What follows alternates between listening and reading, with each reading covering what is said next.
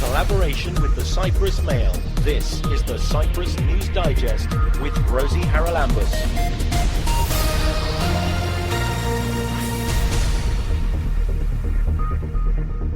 Coming up this week, can Cyprus learn from the return to their homes of internally displaced people in Bosnia?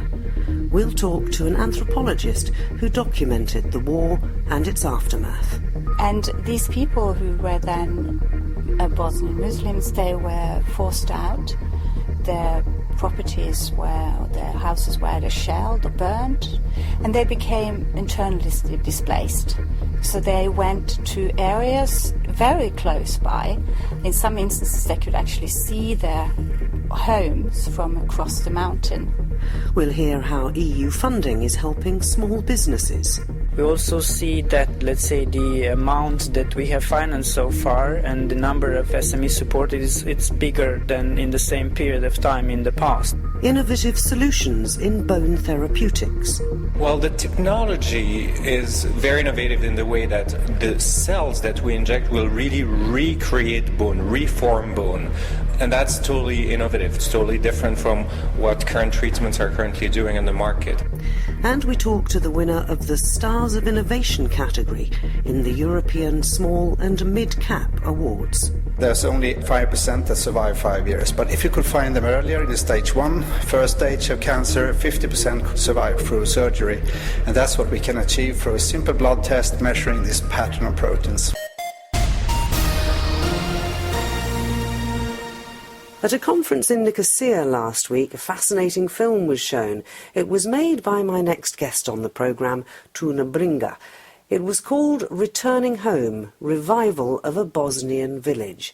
It possibly has lessons we could learn here in Cyprus. She joins us now. Tuna, how did you come, first of all, to make this film? It was, I think, a follow-up to a study that you'd done a few years before. It was actually a follow-up of a film made by Granada Television called We're All Neighbours, which was a film that documented the breakdown in relations between Bosnian Croats and Bosnian Muslims in a village in central Bosnia.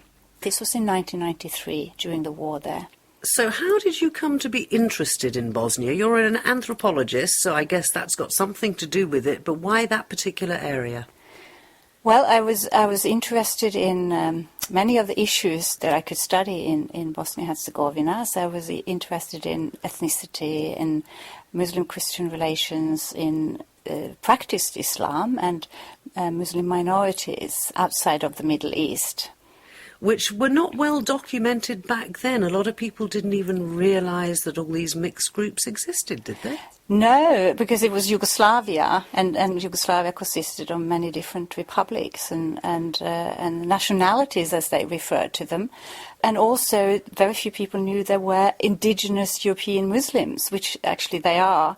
So they never, they're not immigrant Muslims, which is, when you talk about Islam and Muslims in Europe, that's often what you think of.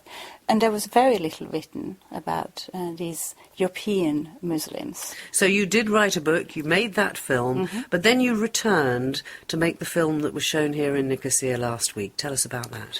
Yes, in 1993, this village, this mixed village, was attacked by Bosnian Croat forces who were then trying to carve out a separate ethnically homogeneous Croat statelet, supported by the government in Zagreb, in Croatia. At that time, they had a nationalist leadership, and it was part of the Greater War in Bosnia. And these people who were then Bosnian Muslims, they were forced out. Their properties or their houses were either shelled or burned. Some houses were not. And they became internally displaced.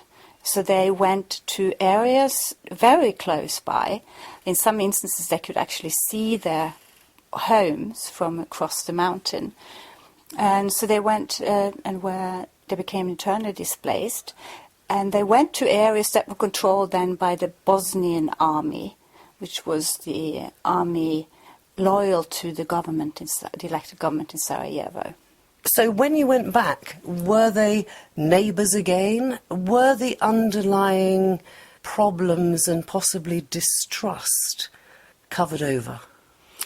Well, actually, they hadn't gone back yet. The war ended in 1995, and as part of the peace agreement, everybody who'd been displaced had the right to return to their previous homes. And they hadn't gone back. This was done in 1999. I received a phone call from one of the villagers who had been displaced and said, Torna, we're now starting the process of moving back, and you have to come and film, because that previous film you made, that was okay, it was good that you showed the world that story and what happened, but that was not the end of our story. Because that film, it ended by one of the villagers saying, when I asked, can you live with them again? Meaning the people, who had then turned against them. And she said, now, never, after what they did to us. And then 6-7 years later, she's actually talking about returning.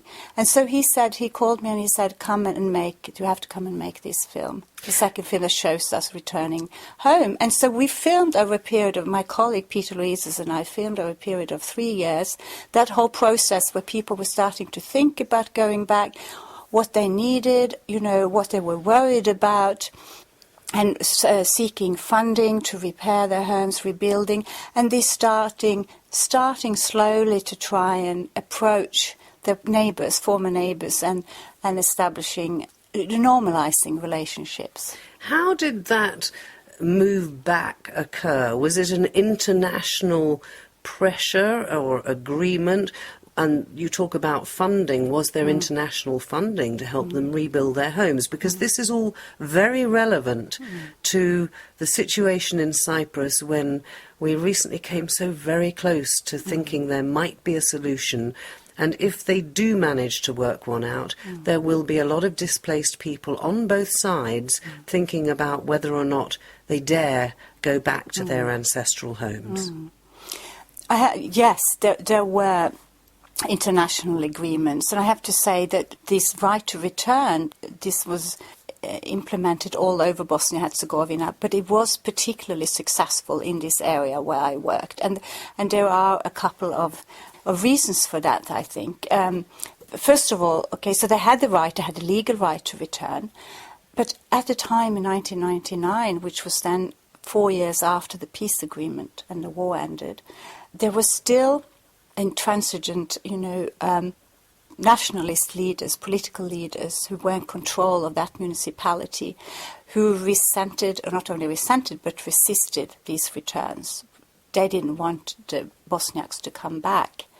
So there was intimidation. There were maybe a couple who did, because they said, we have the right to return, and they tried, and they were stopped by the police, so they were harassed by local militia or so on, people who actually later were charged for war crimes and so on. So people didn't feel safe. So that must have stopped a lot of other people going back after them. Exactly. So they said, no, we can't, we're not going to be safe. So this was the biggest issue, for people. Can we go back and be safe? And so there were a combination of international efforts. So you had the right to return. You then had an international police force who were then starting to arrest these people who were harassing and committing violent attacks, and who turned out also had committed war crimes. And they went in and they arrested them, and they later were, sent either to The Hague, the War Crimes Tribunal, or they had local. Is the international police force still there? Yes, there is still an international police force, but it's more in terms of the local police now is working well. Not in this municipality, because what then happened was, so let me backtrack a bit. This was the first step. You remove these people, and then there was a new government in Zagreb, the capital of Croatia, which had supported the Croatian separatists in Bosnia. It was a new non-nationalist government. The president who had been supporting them throughout the war died, and there was a change so that Zagreb didn't support the separatists anymore. they supported the people who were working towards a common A reconciliation. state and reconciliation and integrated Bosnia-Herzegovina. So they ended their support for the separatists, which almost overnight you saw changes. And then you had like the local municipality government in exile, which consisted of the Bosniaks. Exile, it was like 5 kilometers further up the valley, right? So they returned to the municipality. They had elections, and so this was in place. They now had their political representatives in the local municipality, these people who were thinking of returning. And then they did something very clever. They made sure that the police, they had joint police force. And this was very important to people, and that comes through in the film. They say if something happens, if there's a disagreement in the village or in the area with our neighbours or anything that happens, there will always be a Croat and a Bosniak policeman who turns up. So they always operate in truth. And this ensured them that they would be impartial. Because they were, because during the war the police had also played. So if you go now to the village, it's a few years since they've been back. Mm-hmm.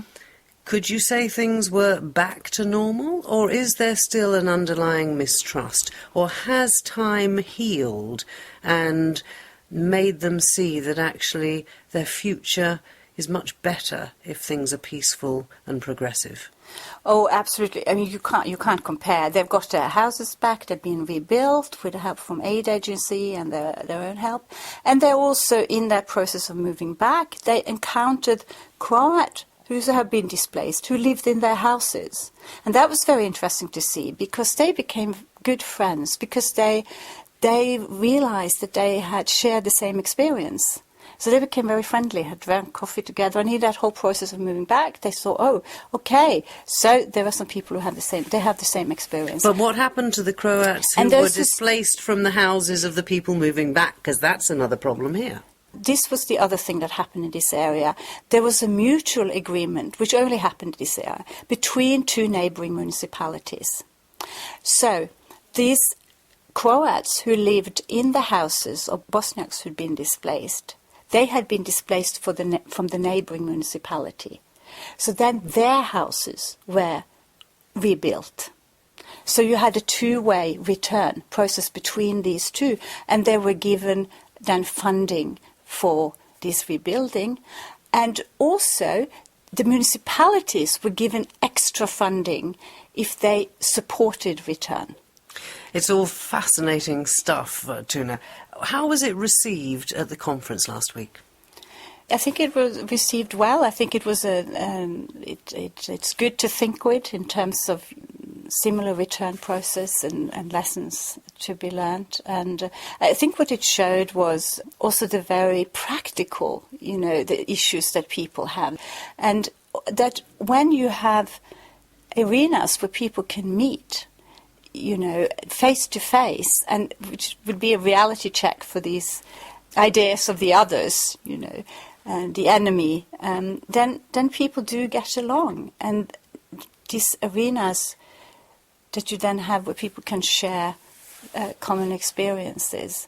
And the village now, yes, it is, I think it's quite normalised, and there are people who don't talk to each other anymore because they felt so let down by what happened during the war, and there's some people who maybe behave better than others, and that's an issue, but it's individualised. It's not what they did to us, it's what that person did to us. But that neighbour, he behaved really decently and he helped me. So that it becomes much more on that level.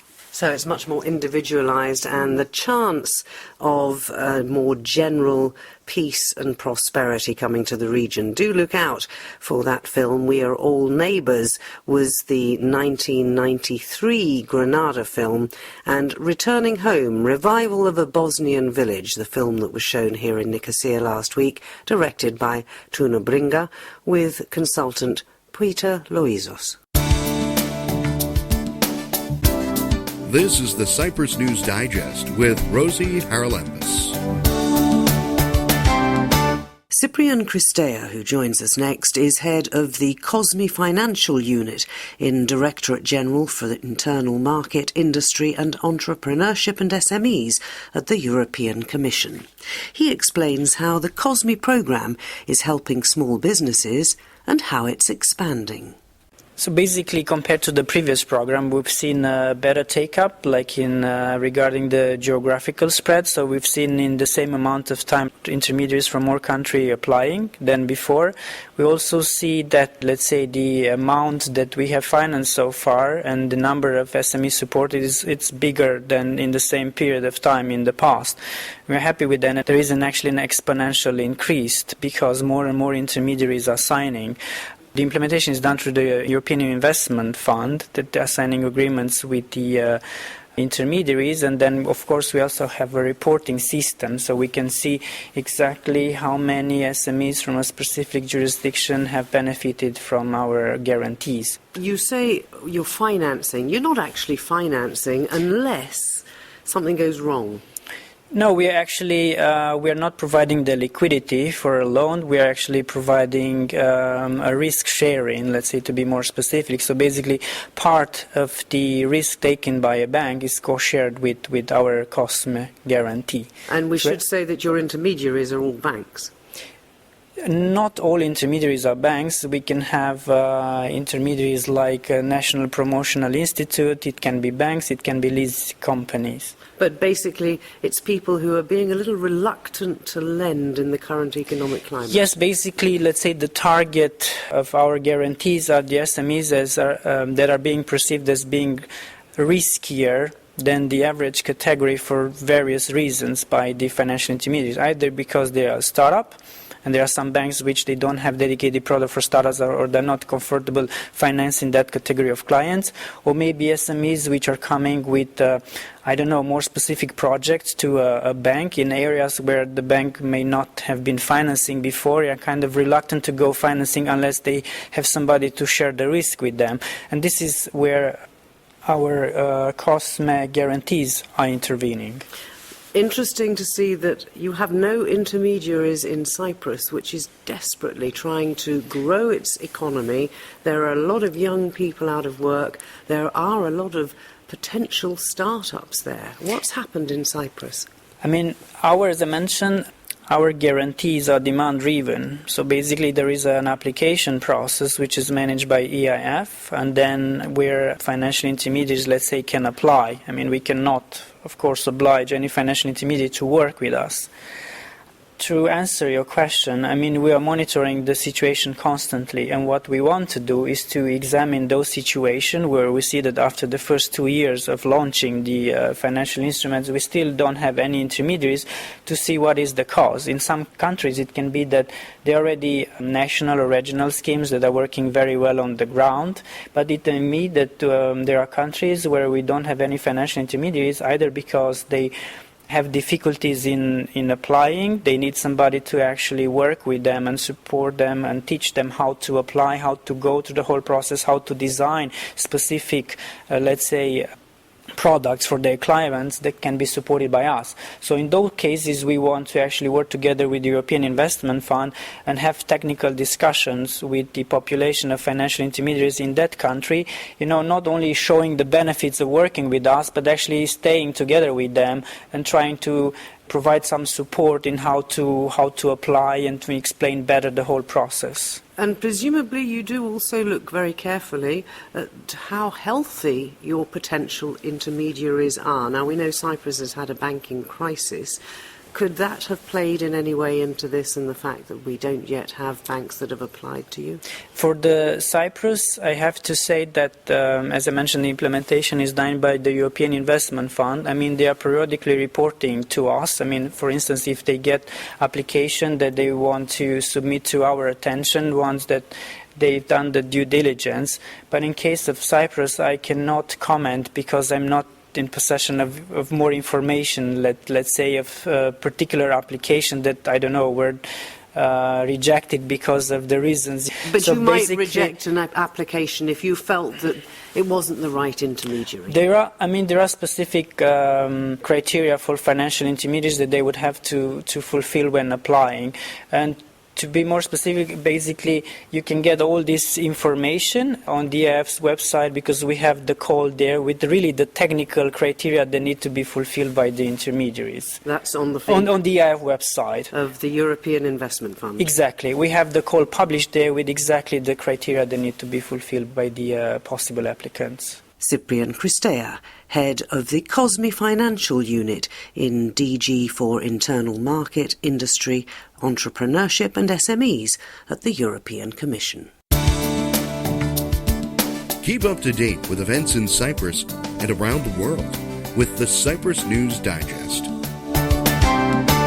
The European Small and Mid-Cap Awards aim to promote best practice and encourage more small and medium-sized enterprises, or SMEs, to access capital markets. Every year there's an award ceremony, and one of the finalists this year was Bone Therapeutics. Their CEO, Thomas Leonard, joins us to tell us about the company and the product. The company was founded 10 years ago based on research done at the University of Brussels. So the company is actually a spin-off of the University of Brussels. What we do is we are active in cell therapy for orthopedics and bone diseases. So basically we create bone-forming cells that we re-inject in a minimally invasive way in patients that have bone diseases like unhealed fractures or osteonecrosis of the hip, or patients who require a spinal fusion. And osteoporosis, of course, is on the rise everywhere. What difference would this make, this treatment, to somebody who suffered from, say, osteoporosis? How does it work? Well, the technology is very innovative in the way that the cells that we inject will really recreate bone, reform bone. And that's totally innovative. It's totally different from what current treatments are currently doing in the market. In orthopedics, a lot of times the alternative is very invasive procedures with long rehabilitation time. So we hope we can show that our technology can recreate the bone, reform the bone, and that our small bone-forming cells will actually do the work of reshaping the bone. Have we seen the end of hip replacements? No, I'm not sure that far, but... Could we be in the not-too-distant future? Well, for example, for patients suffering from osteonecrosis of the hip, it's a disease that affects rather young patients by which there is a necrosis of the bone of the hip, so the bone somehow dies. We hope we can delay the placement of a hip, of a prosthesis. Where do you get the cells from? So we get the cells from bone marrow that we get either from the patient himself or herself, or from a healthy donor. We have two different products, one using the patient's bone marrow, one using a healthy donor's bone marrow. If you're using a donor, does it have to be a match? No. Because that's very important. So yeah. What do you do to them once you've got them? Well, we have a proprietary manufacturing technique that allows the cells to not be recognized as foreign by the body. So there doesn't need to be a match between the patient and the donor, which makes it very convenient. You floated on the stock exchange, which is why you were up for this small and medium cap award. Why did you float on the stock exchange? Was it the only way to get funding to expand? Well, the company had been active for almost 10 years at that time, and thanks to private investors up to then, we were able to develop our products, manage the clinical trials. At some point, you get to a stage where the company is growing and you need more and more funds to pay for these very expensive clinical trials, obviously. So getting on the stock exchange was very helpful in raising more cash to support more projects. It was also a good way for us to be out there and be recognized as a leader in the field. Thomas Leonard, CEO of Bone Therapeutics, one of the finalists in the Small and Mid-Cap Awards this year. In collaboration with the Cyprus Mail, this is the Cyprus News Digest with Rosie Charalambous. The biggest achievement of Crime Stoppers has been the ability of the public to be able to give information about crime anonymously. There's no way I could have kept prostituting without the drugs. There's no way I could have had my body used like a public toilet, because that's actually what prostitution is. And then the fourth series series I started 3 days after I'd won the Oscar, so the whole of the Monarch of the Glen experience was all interplatted with the Gosford Park Oscar experience. I was working with Ronnie James Dio, and David was going to reform Whitesnake in 2003. Cyprus was chosen because Cyprus is a stable, peaceful and secure place. We have to really look closely. What are we doing with children? What are we doing with adolescents? And what are we doing with adults that can help them move into a more literate situation? The ones that I'm proudest of are the ones that were true discoveries, where we found something we didn't know existed.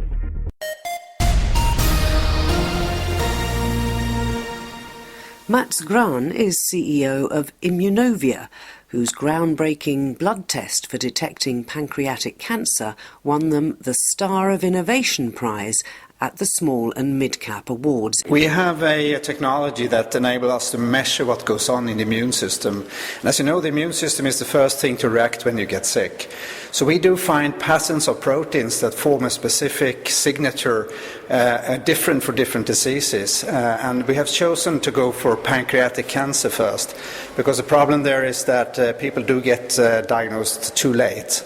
And there's only 5% that survive 5 years. But if you could find them earlier in the stage 1, first stage of cancer, 50% could survive through surgery. And that's what we can achieve through a simple blood test measuring this pattern of proteins. Does your blood test measure a marker for cancer per se, or just for pancreatic cancer? The technology is general, but the pattern that we do measure for pancreatic cancer is specific. So each test will have a specific pattern, and the one we have bring to market now is specific for pancreatic cancer. Could it be extrapolated to mark any cancer diagnosis? Very likely, because any complex disease that affects the immune system, and that you have an immune response against the disease will have a pattern that is unique in the blood. So we have studies done with the technology on 16, 17 different diseases, and it seems to work on most of them.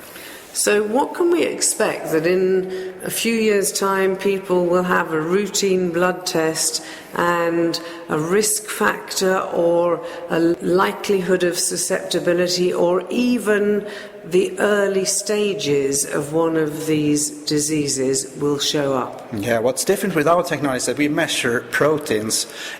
So we don't measure a risk or a likelihood. We measure actually the current state of the body, which means, are you healthy or sick? Do you have cancer or not? Do you have early cancer? Yes, we can find it.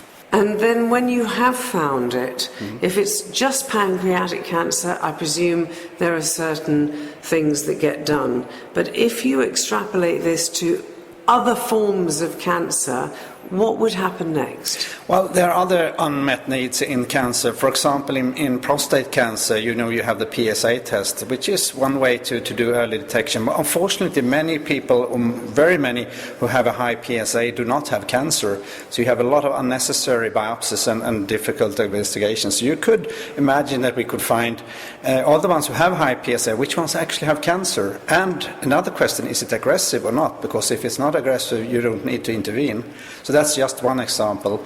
I could give many more, but that's one.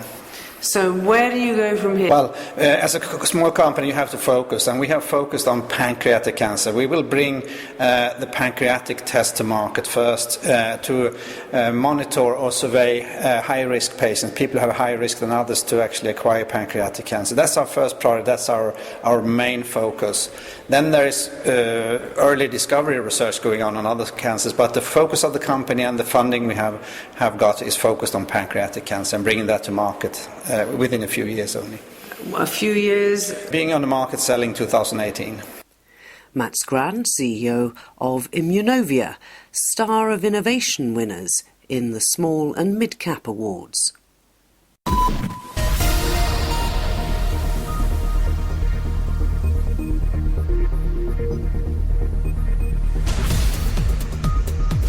Well, that about wraps up this edition of the Cyprus News Digest. Many thanks for your company.